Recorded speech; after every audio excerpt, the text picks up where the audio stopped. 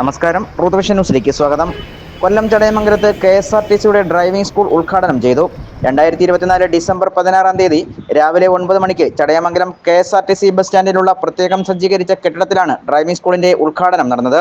കേരളത്തിന്റെ മൃഗസംരക്ഷണ ക്ഷീരവികസന വകുപ്പ് മന്ത്രി ജെ ചിഞ്ചുറാണി ഭദ്രദീപം കൊളുത്തി ഉദ്ഘാടനം നിർവഹിച്ചു. തുടർന്ന് ഫ്ളാഗ് ഓഫ് നടത്തി.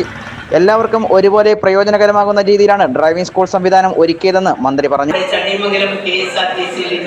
മുതൽ അവിടെ ആൾക്കാരെ ഡ്രൈവിംഗ് പഠിപ്പിക്കുവാനുള്ള ഒരു കേന്ദ്രമാക്കി ചടയമംഗലം ഈ KSRTC ബസ് സ്റ്റാൻഡ് മാറുകയാണ്.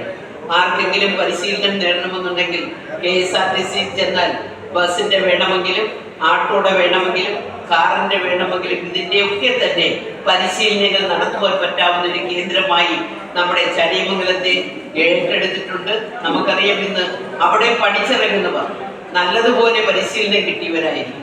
ഇന്നിപ്പോൾ റോഡ് ആക്സിഡന്റ് ഒക്കെ കൂടി വരുന്നൊരു കാലഘട്ടമാണ്. നമുക്കറിയാം, വളരെ ശ്രദ്ധയോടുകൂടി തന്നെ വാഹനം ഓടിക്കണം. നോർമലായിട്ട് തന്നെ നമുക്ക് മറ്റ് ബുദ്ധിമുട്ടുകളില്ലാതെ അത്യാവശ്യം മറ്റ് കാര്യങ്ങളൊന്നും ചെയ്യാതെ വാഹനം ഓടിക്കുവാൻ പറ്റാവുന്ന സൗകര്യങ്ങളും സംവിധാനങ്ങളും ഉണ്ടാകണം. റോഡ് ആക്സിഡന്റ് ഉൾപ്പെടെ കുറച്ചു കൊണ്ടുവരുവാനുള്ള പ്രവർത്തനത്തിലേക്ക് നമ്മെ പോലെയുള്ള ആൾക്കാർ പോകണം. അതുകൊണ്ട് ഇവിടുത്തെ പരിശീലനത്തിൽ സ്പെഷ്യൽ ക്ലാസ്സുകൾ ഉൾപ്പെടെ നടത്തിക്കൊണ്ടാണ് നിങ്ങളുടെ പരിശീലനം പൂർത്തിയാക്കുവാൻ പോകുന്നത്.